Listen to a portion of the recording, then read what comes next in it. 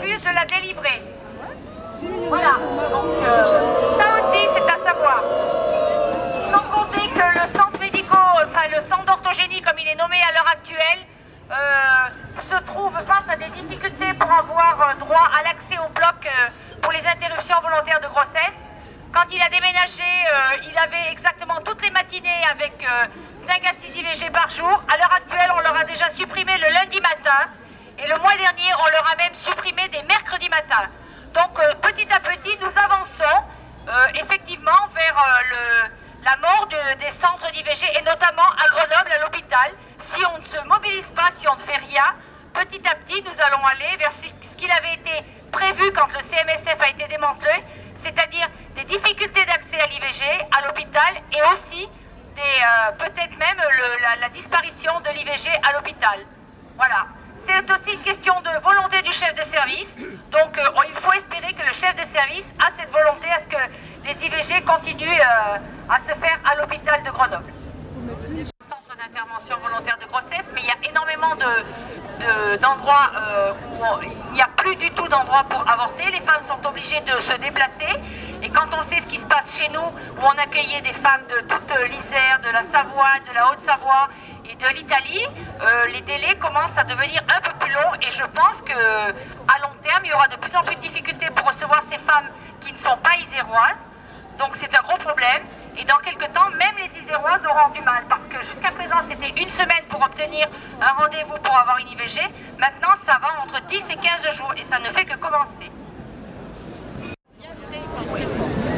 Aujourd'hui, dans toute la France et dans la plupart des départements comme à Paris, c'est une manifestation nationale pour maintenir le droit à l'IVG, pour maintenir que la loi Veil soit encore appliquée.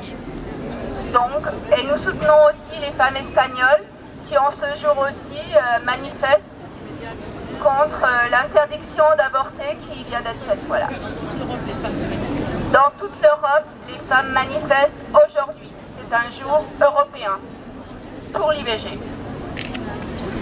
Il faudrait à long terme pouvoir obtenir un droit européen pour avoir accès à l'IVG et non pas cantonné simplement à certains pays.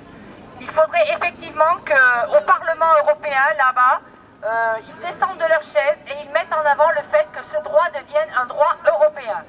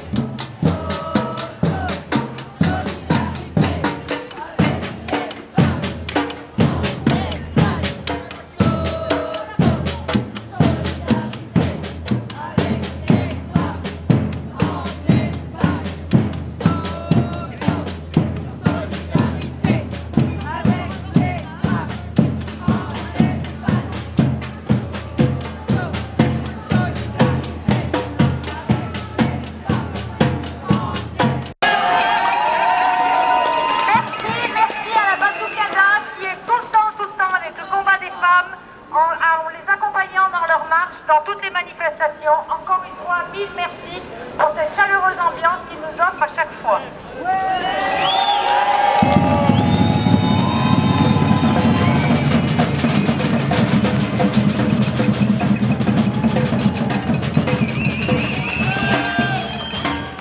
Nous sommes ici pour accompagner les femmes espagnoles qui sont confrontées aujourd'hui à quelque chose de très grave dans leur pays, mais en même temps à toutes les femmes d'Europe, parce que le droit à l'IVG est malmené dans l'ensemble de l'Europe et en France actuellement aussi par le manque de centres d'intervention volontaire de grossesse qui diminue petit à petit à un flux tendu. Nous allons simplement vous resignaler exactement ce qui se passe en Europe à l'heure actuelle pour que vous ayez une petite idée de ce qui peut nous attendre dans quelques temps, dans pas si longtemps, puisque nous avons des députés UMP à l'heure actuelle qui sont contre le droit à l'avortement, qui le font savoir haut et fort et qui estiment que l'IVG n'est pas une urgence, que l'IVG n'est pas une nécessité, qu'il y a des endroits pour adopter les enfants qui ne sont pas désirés, sans prendre en compte le désir de la femme. Donc la femme a le droit d'accoucher, mais elle n'a surtout pas le droit d'avorter, ni de décider de ce qu'elle a envie de faire de sa vie. Voilà, sachez que ces fameux députés UMP à l'heure actuelle sont au nombre de 7, et nous en avons un en Isère qui est particulièrement actif. Donc quand vous allez voter, surtout que ça ne quitte pas votre esprit.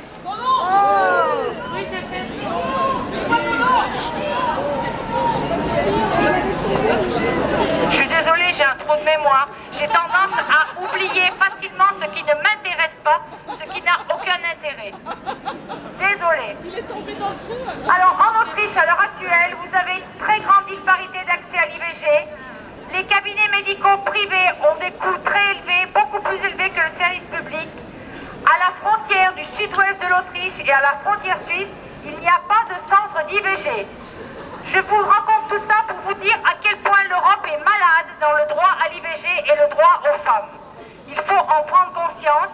C'est une grave maladie qui est en train de se répandre en Europe avec la montée du FN, la montée des extrémistes et des fachos, sachez-le bien. Mais les fachos, vous pouvez les trouver dans tous les camps et ne vous imaginez pas qu'ils sont simplement au Front National. Quand ces messieurs députés votent, on sait à peu près quelles sont leurs idées. En Belgique, de moins en moins de médecins généralistes répondent à la demande d'IVG. En Bulgarie, l'IVG est présenté comme une cause principale de déclin de la démographie du pays. En Croatie, sous la pression de l'Église, la Cour constitutionnelle a suspendu les cours d'éducation sexuelle pour les collégiens, alors que 56% des parents pensent que l'éducation sexuelle est nécessaire. En Espagne, la possibilité seulement en cas de viol, de malformation fétale ou de danger pour la mère. En Finlande, un ministre a qualifié l'avortement de boucherie et il juge qu'il doit être autorisé à aucun stade de la grossesse. En Hongrie, la seule clinique qui offrait l'avortement médicamenteuse a fermé sous les pressions politiques. Un grand nombre de femmes sont obligées de se rendre à l'étranger pour accéder à l'avortement médicamenteuse et il vaut mieux pour elles qu'elles aient beaucoup d'argent. En Irlande, autorisé simplement en cas de danger pour la vie des femmes, de viol ou de malformation fétale. En Italie, 85% des médecins font appel à la clause de conscience, alors qu'en 2005, ils étaient 60% et en 2006, 70%. De plus en plus d'IVG en Italie se font clandestines, de plus en plus d'IVG en Italie sont faites à la maison. Nous remarquons la régression très importante. Dans le Liechtenstein, le Parlement a refusé une proposition qui aurait aboli la menace d'une punition pour les femmes qui vont avorter à l'étranger. Le Luxembourg, seuls les médecins gynécologues peuvent pratiquer l'IVG, donc ça devient le parcours de la combattante. En Macédoine, la femme doit déposer une demande auprès du ministère de la Santé et affirmer qu'elles ont participé à des conseils. Effectivement, le ministère est à l'intérieur des couples et sait exactement ce qui s'y passe. À Malte, l'IVG est un délit et passible de 18 mois à 3 ans d'emprisonnement.